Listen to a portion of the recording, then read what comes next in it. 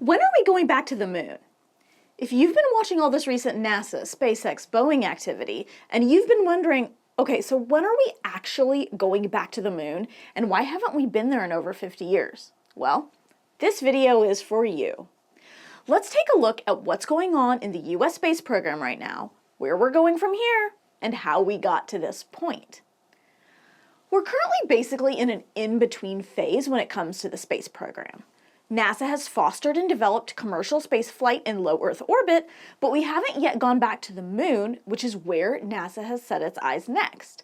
This is the Artemis program, which will return humans to the lunar surface and establish a sustainable and long-term presence on and around the moon. Artemis I launched in late 2022, and this was an uncrewed mission to test the hardware, which consists of the SLS rocket and Orion spacecraft. The mission went very smoothly, even better than expected in some cases, though there were some problems with the Orion capsule's heat shield that NASA needs to get figured out before the next mission. For more on that, check out my video. The next mission, Artemis II, is currently scheduled for September 2025, and it will be the first mission of the program that has crew on board. This will consist of Commander Reed Weissman, pilot Victor Glover, and mission specialists Christina Koch and Jeremy Hansen. Jeremy Hansen is also a Canadian astronaut from the CSA. This mission will not land on the moon, though. It will travel 4,600 miles or 7,400 kilometers beyond the moon and then come back to Earth on a free return trajectory, basically a slingshot around the moon. It will be a total of about 10 days. It's Artemis III that will take humans back to the surface of the moon. That first moon landing mission is currently scheduled for September 2026, though it's important to note that these dates are very subject to change. In fact, I'd say it's likely these two missions will not happen when they're scheduled, though I am comfortable saying that I do think the moon landing will happen before the end of the decade. On Artemis III, astronauts will launch to the moon and insert themselves into what's called a near rectilinear halo orbit, or a propellant-efficient orbit around the south pole of the moon. This will be the first mission to utilize HLS, which is under contract with SpaceX and will be a modified version of their Starship vehicle. This will be what astronauts use to descend to the moon's surface. HLS will travel to lunar orbit separately from Artemis III, which is a change from the Apollo missions. The lunar module would launch separately, and then Apollo astronauts would dock with it in Earth orbit and take it with them to the moon. HLS will refuel in Earth orbit. This is one of the reasons that SpaceX has been working so hard on those propellant transfer capability demonstrations during Starship test launches. And then it will head to the moon. Once there, it will dock with Artemis III. Two astronauts will transfer to the HLS and head down to the lunar surface for approximately 6 days. These are supposed to be the first humans on the moon since the Apollo program, but if NASA can't make its schedule, Chinese taikonauts might get there first. It's a very real possibility.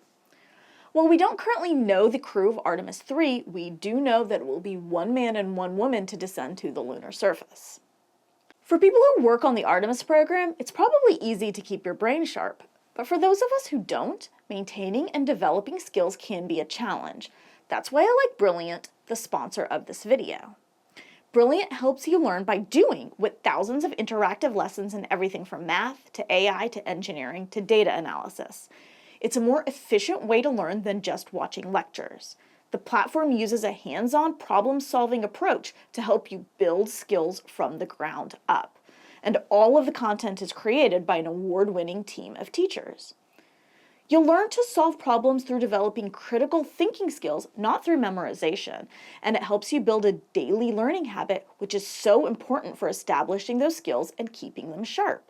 Everyone's talking right now about language learning models, or LLMs, and so it's important to learn what this kind of AI can do and what it can't. That's why I really like the How LLMs Work course, which is a workshop to help you get hands-on with actual language models to figure out how they work, as well as understand the importance of training data sets to LLMs. To try everything Brilliant has to offer for free for a full 30 days, visit brilliant.org/addastra or click on the link in the description. You will also get 20% off of an annual premium subscription. Okay, so now let's talk about the space station in lunar orbit.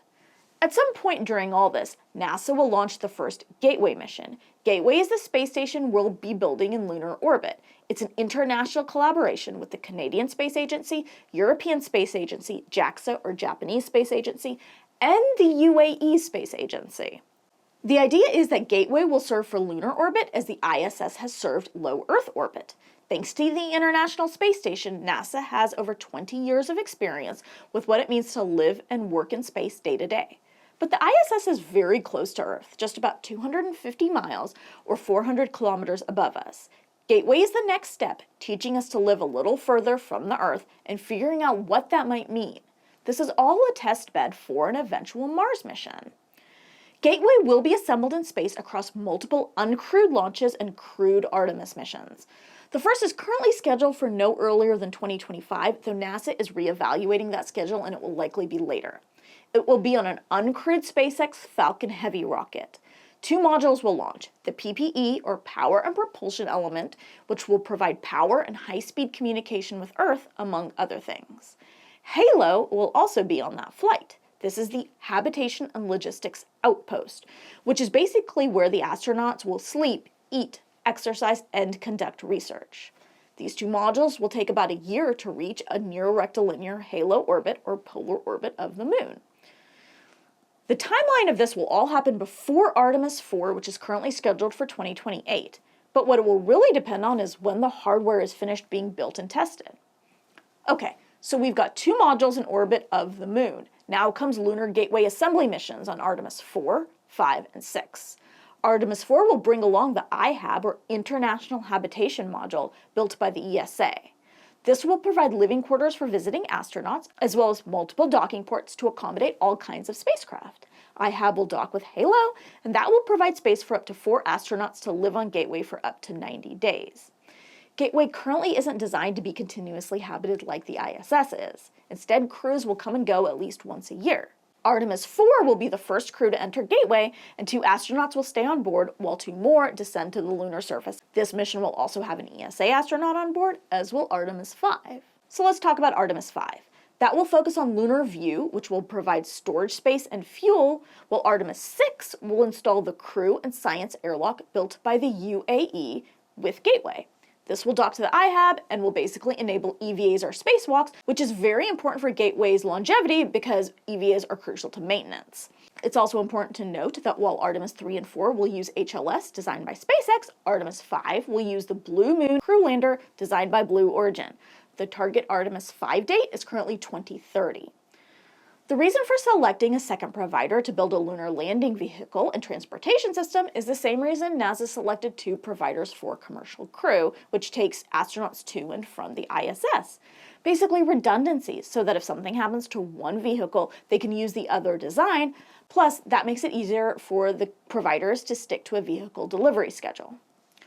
Artemis V will also have the first unpressurized lunar rover to go back to the Moon since Apollo, called the Lunar Terrain Vehicle, or LTV.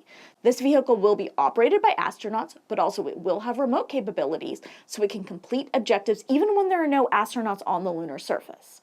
NASA just awarded 3 different companies to explore development of the LTV, one of which is Intuitive Machines, which performed the first uncrewed landing as part of the Artemis program, as part of the Eclipse initiative. SpaceX will provide cargo transfers to Gateway, much like they do to the ISS now, and Gateway has a planned lifespan of at least 15 years.